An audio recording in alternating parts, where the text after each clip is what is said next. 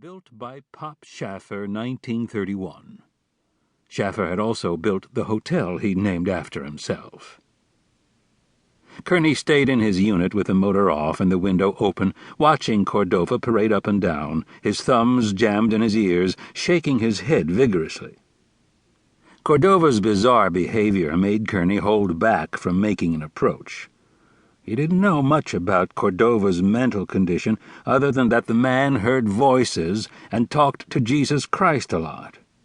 Kerney didn't want to fight his way through Cordova's delusions. He needed Cordova to be rational when he questioned him.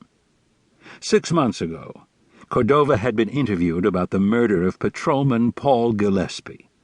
He'd been completely incoherent at the time, in the middle of a psychotic break. After the interview, Cordova disappeared and could not be found again for further questioning. Kerney hoped he could learn something from Cordova that might help him get a handle on the case. He was running out of leads on an investigation going nowhere.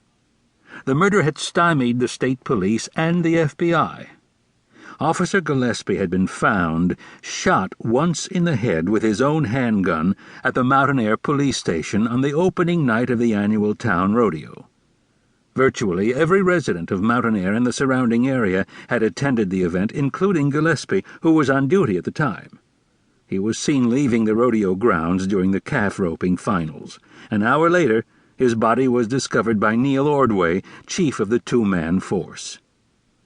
A month after Kerney's friend Andy Baca had been appointed chief of the New Mexico State Police, he had reached out for Kerney, given him a badge, and sent him down to Mountain to find Gillespie's killer. For almost 4 weeks, Kerney had been making the 80-mile drive from Santa Fe to Mountain, spending his days running down every possible lead. So far, he had nothing to show for the effort. Cordova suddenly stopped marching, pulled his thumbs out of his ears, and ran a hand over the serpent icon in the fence. To Kerney it seemed almost like a caress. Cordova turned, looked in Kerney's direction, raised his face toward the weak November sun, and smiled. His body relaxed, and his face lost some of its tightness. Kerney thought maybe the time was right to approach Cordova. He got out of the car, and as he crossed the street, Cordova extended his hand like a pistol, sighted with one eye, and pulled off an imaginary round. "Are you a cop?" Cordova called out as he walked toward Kerney in a tough-guy strut. Kerney stopped and nodded. Cordova smiled broadly. His teeth were chipped and badly stained. His beard had dried gobs in it, but Kerney couldn't even guess what the substance might be. Cordova put his wrists together at his waist. "Cuff me and take me to jail. I'm hungry." Cordova gave off a ripe odor of vomit and urine, and his breath reeked of stale cigarette smoke. Kerney forced down a gag reflex. At 6 feet 1 inch, he loomed over the man. He stepped back in an attempt to get away from Cordova's rankness. "How about I buy you a pack of smokes and a meal?" he countered, nodding in the direction of the hotel.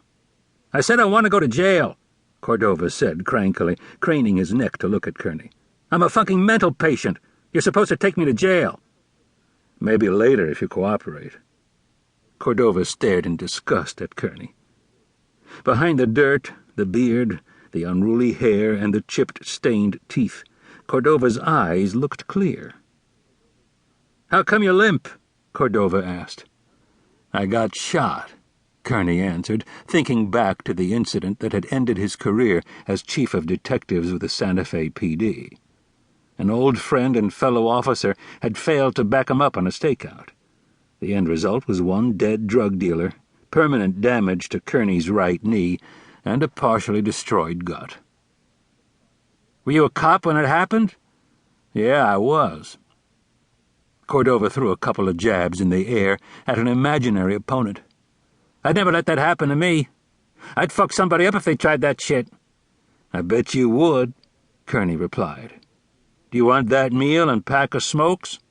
He inclined his head toward the hotel. "What do you want?" Cordova asked. "Just to talk." "They won't let me in there."